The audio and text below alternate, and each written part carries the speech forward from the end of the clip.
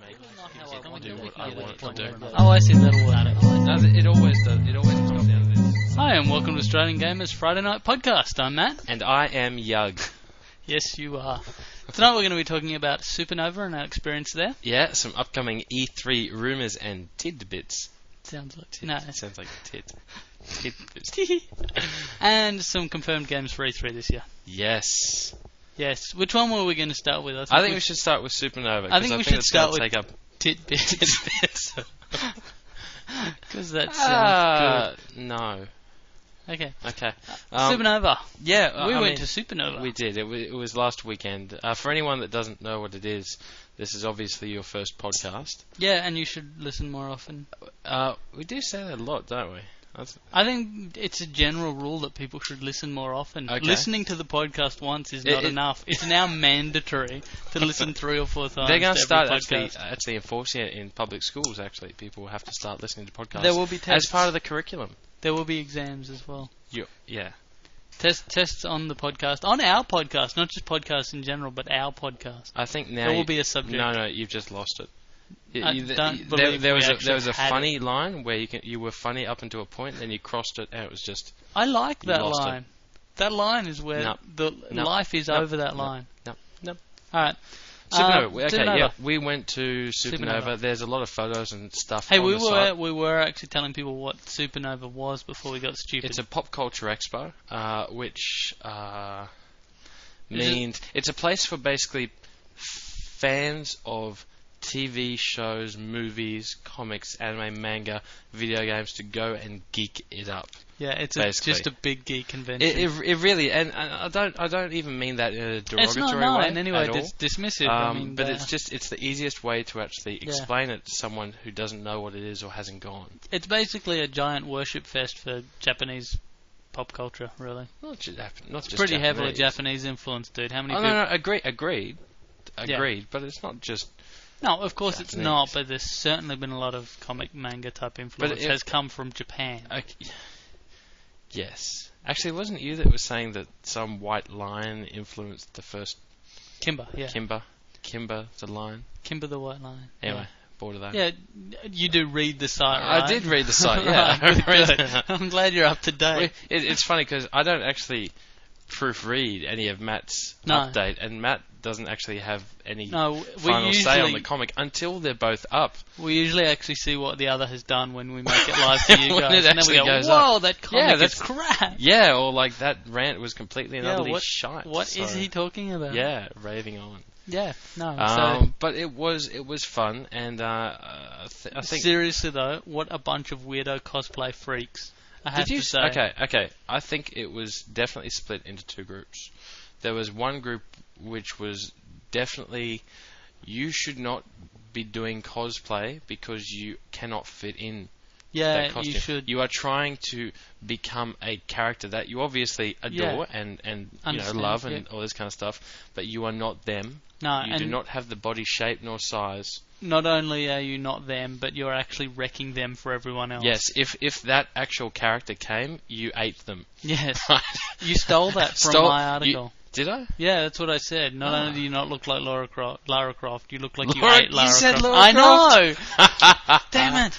That's brilliant. Shut up. You can never pay me out about that ever again now. Whatever. But anyway, the other half were people that actually did go to a lot of effort, and it actually was fairly impressive. There were actually a couple there who were paid to be there as well. I noticed to be there. Yeah, there were a couple of people that I believe were part of the SupaNova, and they had really good costumes. There was one girl in a red, leathery kind of outfit, very distinct. I don't think she was paid to be there. Well, why did she have a badge that said SupaNova? Maybe she bought it from the SupaNova souvenir booth. That has like their little banner, the little neck things. Yep, absolutely. You're just not winning here. I know. I'd be interested to know, actually. But like, there were a couple that were, her especially, she stood out as someone who appeared to have been professionally dressed. As in, she didn't look like she'd cut up the outfit out of like old clothes. Yeah, we were actually saying a lot of them, the people, they look like they made their clothes out of old curtains, which is fine if you were going as Curtain Man. But I don't think many people were attending as Curtain Man. No. Or Grandma's Bed Sheets Man. And unfortunately, under-publicized superheroes. Yeah, I know. There was. I was saying to Yug, there was someone there who had this like dodgy B grade kind of comic book, which is fine. Dodgy B grade comic books where a lot of originality happens and so on. Yeah. They had an action figure. They had life-size action figure of Chairman, and it was just a chair with a mask on it. I did see that. Brilliant. I thought that was pretty funny. Not for sale. But we didn't really talk much about any of this kind of stuff on the site because we spent most of our time in the video game area. Yeah. Like there was a very, very strong Queensland local developer presence, and I think the big thing is still a lot of people don't really realise what games are actually made in Australia or what games come out of Australia, and especially Queensland if you actually live up here. Yeah, we've been trying to push the very local games industry not push the industry, but pimp the industry, basically. Promote it, sort of thing. As in, let people know it's there. Yeah. But it's interesting to know. Did you know, actually, that 50% of the market... Knew what? What do you know, huh? I knew that 50% of the market. Yeah. See? Told you I knew. Does what? Where are you going? 50% of the Australian video game market, or export, or the profits, are made in Queensland. Really? Yes. How? As in, that's just the stats. 50%. The rest of it is split up between like Melbourne and Sydney and all those kind of things. So, 50%. Oh, I see. Gotcha. Of the Australian market. Of the Australian market, gotcha. The gaming market is based in Queensland. Interesting. But yeah, we did see a lot of cool things there. I would like to just briefly touch on... Sorry, part of that is that statistic is probably largely screwed by Chrome. Yes. If you do take the largest developer and put them into one. Then again, you do have a lot of the other big ones, though. I know, actually, most of the big ones, to be honest. The big ones are only big to a relative degree, whereas Chrome is so big because of Thai. Well, then again, you look at Oren, who actually sold 500,000 of Dark Rain back in the day. Back in the day? Yeah, but that still counts. Does it towards that stat? I don't know. I doubt it would. I don't know. How long back ago do you go for someone? It's just the other day I was playing that game. Yeah, but did you buy it? Other day? I did have an official copy of it. Yeah, I know, but did you buy it the other day? No. I stole my copy off Frith, actually. Frith, if you're listening, I still have that copy that I stole off you. Awesome. Yeah. But, yeah, I do just want to quickly... Thanks to Frith, by the way, for photographing. For taking photos, yeah. Even though the first half of them were blurry and useless to use because he'd left some filter on it that made it so everything was blurry, basically. He left the blurry filter on. The blurry filter. He had the blurry filter turned up too high, unfortunately. Nice. But yeah, apart from that, yeah. Cheers. That was good. Very nice. Yeah. So anyway, just quickly going around the actual booths very quickly. Chrome is now handling the Spyro series. Yeah, Chrome's got the next Spyro game, which they referred to as Spyro. Was it Spyro or Spyro? Spyro, I believe. Okay, yep. Spyro 06, they called. But 2006 or I assumed that it was clever and that it was the sixth Spyro and was also out in 2006. I think it's the third. But it's actually got a name like Spyro Prince of Darkness or something like that. Spyro Eater of... Spyro the little cute purple dragon is the Prince of Darkness. Spyro the killer of sheep. That's what it should be called. That little bastard. Do you remember that game? No, I never played the Spyro game. Actually, the first Spyro games were really good. Really? They were really, really good. I think it actually is... Original, too. I think it is appropriate that Chrome is handling it, because they're pretty good with those, I hate to say it, but it's true. The QT Kids themes... Kiddie 3D platformers? Pretty much. Yeah, it seems but they're not they've crap carved out a sort little of niche. thing. No, they're good. They handle them well. Yeah. Moving on, the next one was the Oren booth. Sorry, I just wanted to ask quickly, Yeah. do you know what platforms it's going to be on? I really should have looked into this more, but I suddenly realised I don't actually know what platforms it's coming on. It'd be a good one for the 360, I reckon. I think... Because it needs more depth. I think the news is out there, what platform it's on. It's just we are to so remarkably useless that we even looked. If you want to know, go to a different gaming site to find out. Go to our competitors. Go to someone that's good. We don't have competitors. No, well, we sort of do. We have people that try to compete with us, but no one can actually compete with us. Right. Well, anyway, the The next booth we went to was the Oran booth. Yep. And Are we going to do this booth by friggin' booth? Yes, because there's not really that. Look, after Chrome and Oran, there wasn't actually that much I was information. there, and I'm just not that interested to sit through. Fury. Like, Can we just talk a little bit about Fury? We can, okay, we fair can enough. because it's Fury. Yes. Because I was listening to our last podcast today, and I was listening to us talk about Fury, and it was interesting how close we actually were on what we were saying. Yeah, that's cool. I like it when we're right, because it's rare. Yes, we're both right, actually, Yeah. because we usually disagree with each other just for the sake of it. Yeah. So, but Fury is a massive multiplayer online. Now, I don't know see, if I'd call it a role-playing game. I was even going to say I don't know if I'd even call it massively multiplayer. Oh, it sounds like it will be. I don't know. It seems more limited in scope than that. Okay, look, I actually never really did much PvP in massive multiplayer games. It just wasn't quite my scene. But you have a scene? But the game actually reminded me a lot more of something similar to like Unreal Tournament or something like that, like a bit more of a trigger-happy sort It's of... almost a fantasy Unreal Tournament. That was the impression I got. But with a bigger stats sort of system involved. Yeah, sort of like a ladder. Yeah. Built-in ladder. Or not ladder, more like a... like you do have an inventory and you do have certain and you spells get and abilities that you choose before the actual... And you get those from your scores, from your kills, and you do level up and so on. You level up from killing, from fighting.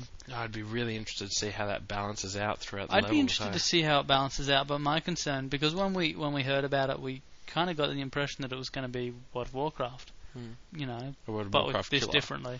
I think it's not even remotely similar. It's not in any way similar. I'm fine with that because it's kind of difficult. No, I do agree. Well, we did say last week that it was going to have to do something different, but I actually worry that what it's doing is so different it's not really going to be particularly interesting.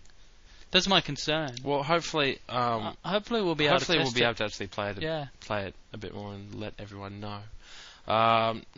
We also stopped in at the Half Brick Studios booth, which was next. They had a really cool platform on the front of it, which I thought was cool. What? Before we go on, Spyro the Dragon, PlayStation 2, GameCube, Game Boy Advance, Nintendo DS. So it's not exactly next-genning it up, which is a pity. Chrome is doing a next-gen game that they're going to at E3.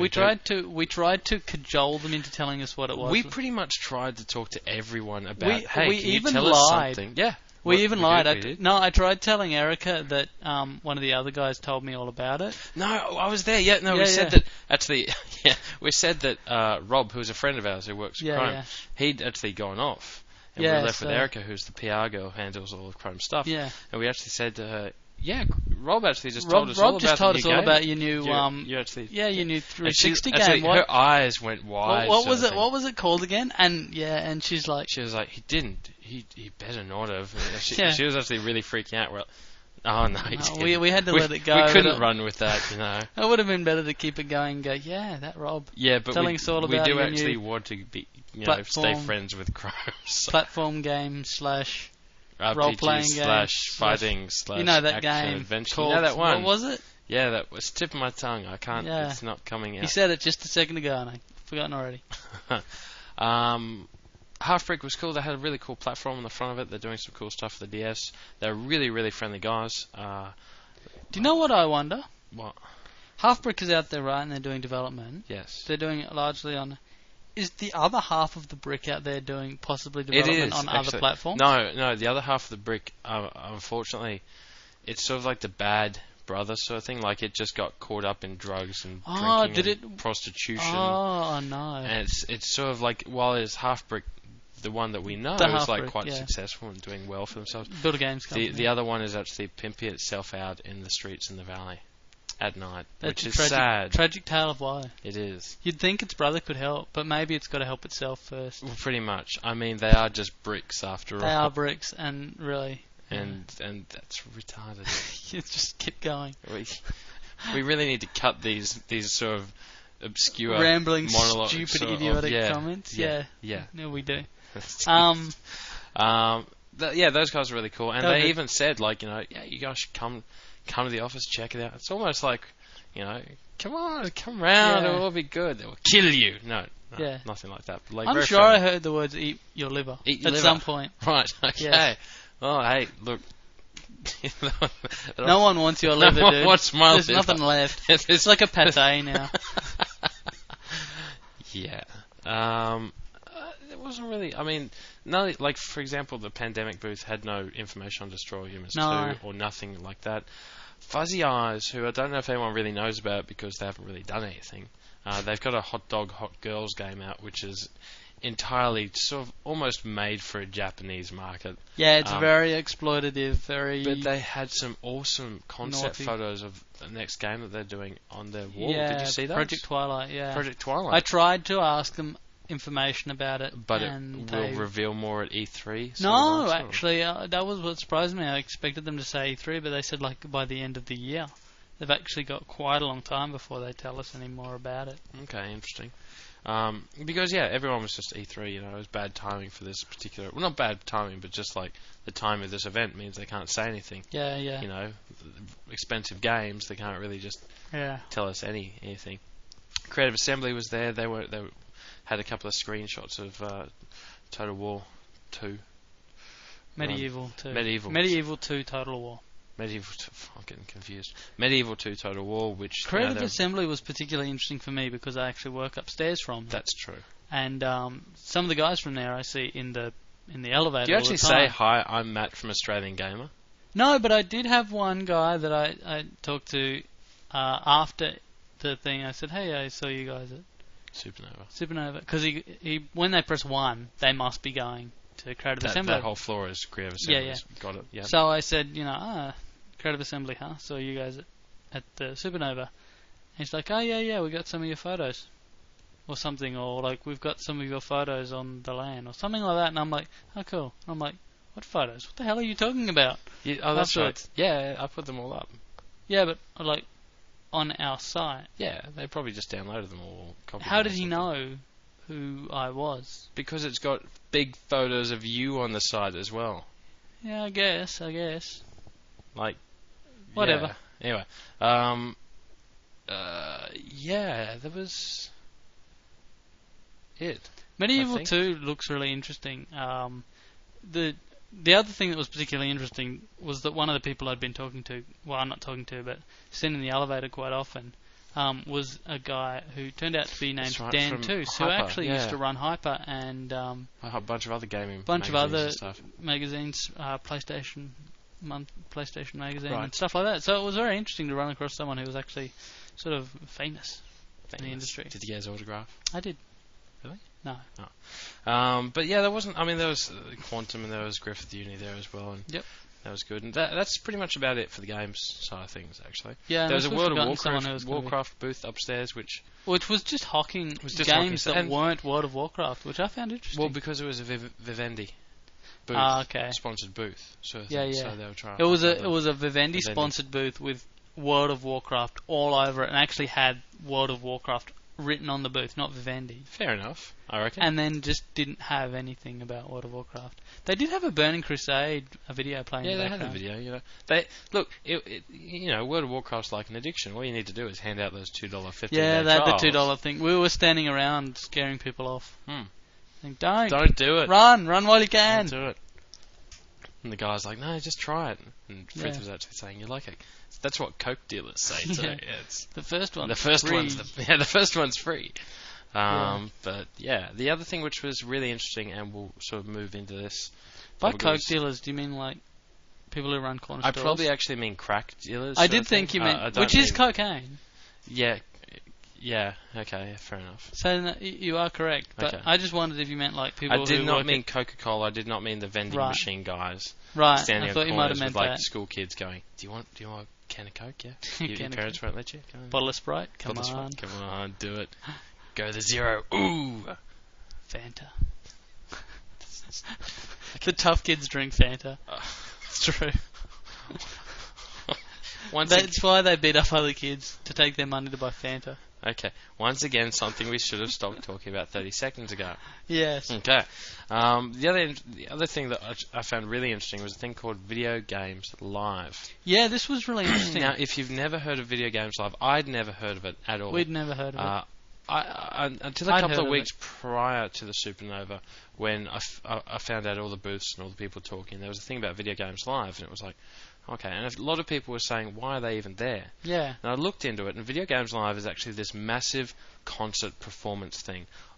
pretty much any game that you know of that you're fond of the music out of it, Mm. they play it at this thing. Yeah. It's a full orchestra Yep. with a massive TV behind it with the game or the sequences from the game that they're Everything playing. from Pac-Man to Frogger to Final Fantasy VII, To World Zelda of and Mario Warcraft. and Metal Gear Solid. Yeah, all the games you know and love. Yeah, pretty much. And it's also tied in with like a full laser show, and they've actually got performers on, like they do Yeah. the Tron music or the theme from Tron. And they've got the speeder bikes going across the stage. Or they've got I'm not sure it's Street Fighter, but it's got the Metal Gear Solid stuff, and it's got a guy dressed up as the guy from Metal Gear Solid. Yeah, they doing showed all the moves and stuff. on a little bit of video I watched. They showed the music for the start of Halo, and they showed the scene. They actually had a guy on stage as the Master Chief Yeah. taking the gem that Cortana was in. I think. Yeah. I think that was the scene. Right. It was just cool because they actually Yeah. had like a guy on there. But the thing that appealed to me most was when we listened to a guy talking about it later. And I wasn't that keen until he was talking about this stuff. But he was saying one of the things they do is they get two people up from the audience, and one of them, they do something where they have to play Frogger, and the orchestra actually plays the Frogger theme to them playing, and Yeah. changes the tone. Depending on like how. If they die, they play the or dying they're close music. to dying, or or- is they getting? Are they midway? Are they stressful? Yeah, You know, so it's like, that's pretty cool. That's I pretty thought. cool. But the other thing that really appealed to me is they get someone else up to play Space Invaders. But the way they make them do it is there's a sensor bar they stand on, and they have a button, and they have to run back and forwards up the sensor bar with That's a right. button and press the button Yeah. to shoot while they run back and forwards. And That's that pretty. controls That is that pretty is cool. cool. Yeah, it is. That is highly cool. I do that. All that stuff is very cool, and I personally just like the idea of going and listening to a proper orchestra doing all this music, to which myself and most gamers out there would be actually really interested in. Yeah, It's like I this think is so. music where, I mean, you hear these songs, especially Nintendo stuff from when you were young, and Yeah. it really does, as pansy as it sounds, it does hit like an emotional chord. So I think it's like you've got this nostalgic factor It's a associated seed. with it. A what? C. Seed. C. Emotional chord. C minor. As in, Minors tend to be more emotional. It's the flat and third. Causes a slight dissonance. What? About 30 seconds ago, I probably should have shut up. yeah, 30 minutes ago. Yeah, true. So yeah, that's really no, cool. you're right. I mean, these songs come from our childhood, and Yeah. So it's plus, like, a lot of this music is actually like really it is good. Yeah. Speaking of which, I've been listening over and over and over and over to the Skull Monkeys music. So have I. We So- we found it. If you do go, who cares if it's legal?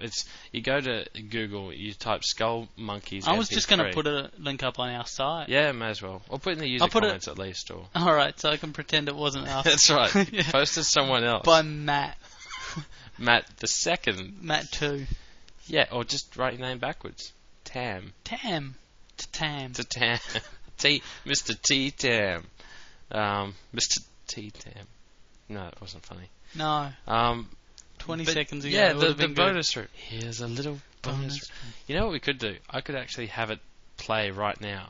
So when I remix this, it could actually start playing and everyone could listen to it in the podcast.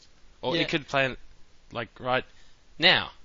Here's a little bonus room, 'cause I know you've had it tough. And here's a little bonus tune about collecting real cool stuff. Yes, here's a little bonus room where you can play. Don't be frightened, don't run away. You can linger, 'cause I'm your video friend. Think of me as a father figure with a hand to lend. Here's a little bonus room where you don't have to worry. Take your sweet time, you need not hurry. Oh, you're looking incredible, you're the bomb. And me, I'm kinda like your dad, and a little like your mom. There are no monsters here, hey wait, look over there. I was just kidding. Don't be scared. And when you turn this game off in the real world once again, you won't have to play make-believe or try to pretend. 'Cause I'll be right there when you open your hand. 'Cause I'm your little invisible musical friend. So show me to your pets or show me to your pals. You really will impress every nifty guy and gal. Show them you're individual. Show them you are bold. Besides, I get residuals for every game that's sold. I'm your little invisible musical friend for life. I'll never leave you. So, yeah, that was the Skull Monkeys bonus Yes. room theme. Which is brilliant. I don't think that you've heard the main theme. I actually think the main theme's better. It's not funnier, but as music, it's cool. I did hear the main theme, and I thought that if we ever do replace our podcast intro music, No, that should I was be listening to that, and I thought, you know what, he's got a point. It's crazy, and it's weird, and it's slightly odd, and I think that's appropriate. Maybe we should. Maybe we should, but I'd For prefer to keep the one that we have legal grounds to use. You know, And- just so we just crazy like that. inserted the other song into the podcast, but that's Yeah, fine. we... So we're linking to this music off the site. We're including it in our podcast, but you don't want to put it as the intro music because you might run into trouble. I have a solid legal grounding for that. It's called the "You Can't Catch Me" defense. It involves poking my tongue out and then just running away. Okay, alright. Well, anyway, let's move along. The one thing I did want to say about the video game live thing, by the way, just going back to that, is we will be doing a competition on it. We will which is indeed. a freaking cool Yeah, competition. it's a good comp. Good comp. I don't want to say too much about it now because it's not 100% finalised. But we're by the looks giving of it, away a car. No, we're not. No. No, but it's going to be a first, But that second, would be third cool. prize. Let's do And it's that going to be instead. sort of like a VIP behind the scenes, Yeah, behind the stage. yeah, good. And all this kind of tickets stuff. That's and all I'll stuff. say because we shouldn't say anything because Because we'll jinx it, and jinx because it, we'll it won't happen. take away our momentum. that's right. And we're giving away a car! Yeah! But it's a Hyundai, sorry. Yeah, they always give away crap cars on They are crap, aren't they? So he gets a new car. I'd laugh. Enjoy if this I'd new- laugh if one of the contestants said, Yeah, "I don't want that." enjoy. I'll take the girl next to the car. Yeah. Enjoy your new Nissan Cartwheel. But yeah, how long have we talked about this stuff? Oh, for I quite a don't while? know. We've talked about it for long enough, I think. Well, I did want to. We wanted to talk about E3. You know I want what? to talk about E3. Okay, we do want to talk about E3. I'll just finish up by saying the SupaNova stuff. There was also some stuff that Tommy, the guy from Video Game Live, Tommy talked was about. really cool. We don't have time to talk about it now. We can talk a little bit. But you can just sort of read the SupaNova article. We talk about most of it there about the revolution of the PlayStation 3 and his thoughts and his He knowledge backed up about our this, 'cause he opinion has as well quite a lot, of. which I approve of in anyone. What opinion is that? Basically, that the Xbox is going to be easier. The Xbox 360 is going to be easier for people to program for, and initially the first few games on both generations will be very similar. Yeah. But the PlayStation 2, while technically, PlayStation 3, while technically more powerful, more capable, it's going to take longer for them to be able to use it to its capacity. So But he initially, also said that most developers know the PlayStation 3 is going to dominate, and they Yeah, would rather yeah. program a game for the PlayStation 3 first, yeah. because it's going to be easier for them to then program that for the Xbox 360, which worries me because you find a lot of games, even in this current generation, that's like, you know, Splinter Cell, for example, came out Xbox exclusive. Yeah. Wow. 6 months later, it's on the PlayStation 2. I think the same thing will happen, except it'll be the other way around because most developers. You think a will lot of develop things for will the be PlayStation 3 exclusive for first. PlayStation? Yeah, I mean, even Ghost Recon Advanced Warfare on the 360, which Yeah. it was like 360 exclusive. It's now out on the PC. It's coming out on the PC. Yeah. They didn't know But that. it's never really been a lot of games have not so much with the PlayStation, but with the Xbox, a lot of Xbox exclusive type games. It's kind of Xbox and PC exclusive. Okay, when right. they say exclusive, it's generally Splinter Cell, for console example, exclusive. I was very excited when that first came out. I was very and I played it all the way through, loved it. I'm sure you did. And it was just a case of like, that's out on the PlayStation 2 6 months later. Now, if I owned a PlayStation 2, it'd be like great, but it's sort of like. I do know what you mean. I actually always kind of felt a little bit cheated that Resident Evil 4 came out on the PlayStation 2. I know it had to be viable, and I know, I don't begrudge Capcom making some actual money. Yeah. But and they did a great job of it, and it was a good port, and it was good. But at the same time, it was kind of like here's a couple of other things as well. And by no means are we actually bagging the PlayStation 2. No. We have a PlayStation 2. Love the PlayStation 2. Great. We love all consoles equally at the same time. Actually, what is that? That's a. Anyway, what? I don't know. I was trying to get to some sexual pun connotation, but Are you thinking like a menage a trois? But that's only Menage three. You menage. got three consoles, sort of thing. It's like Quatre. Menage a quatre. How do you know that? Because I'm not dumb. Yeah, because they teach that kind of stuff in school. What school Yes, did they you go do. to? We did French in school. I didn't do French in school. French. We did Christian studies. Oh God. Because it was God. That's so stupid. Yes, it is. Yes, it is. All right, so I can't even remember what we're talking about.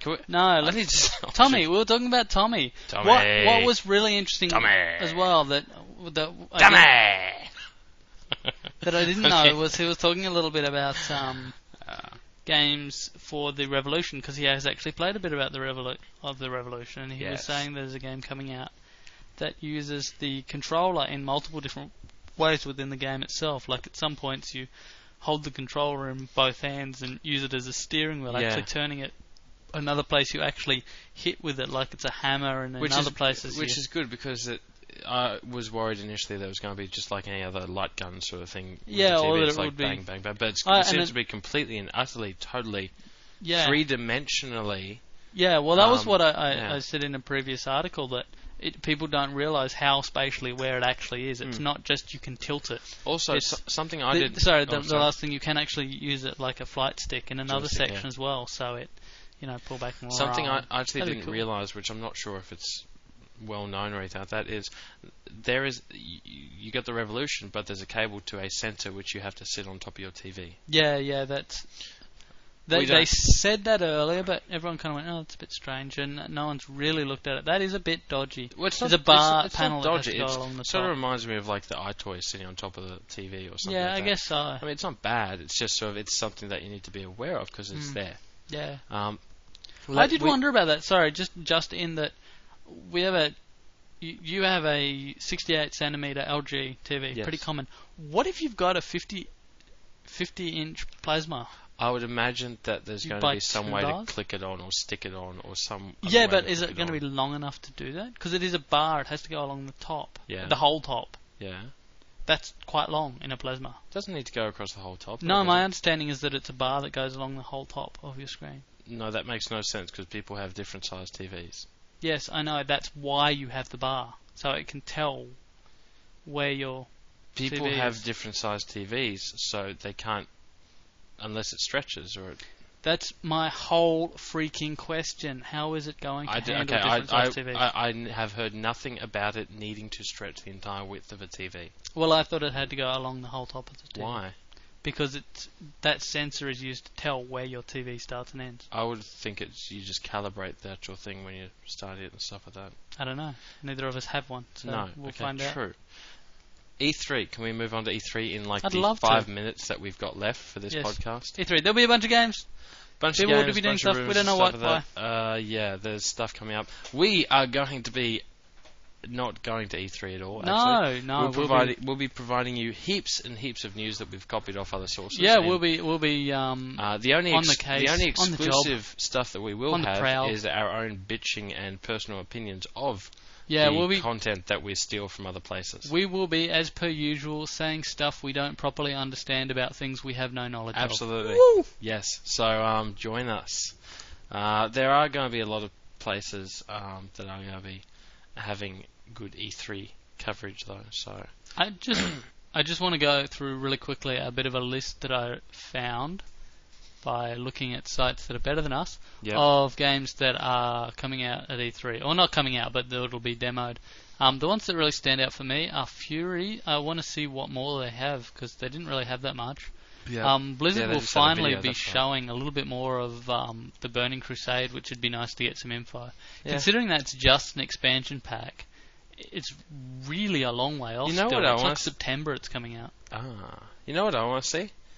I'm just looking because Matt's got a list up here of the stuff that's coming out. I want to see Pirates of the Caribbean: The Legend of Jack Sparrow. Really?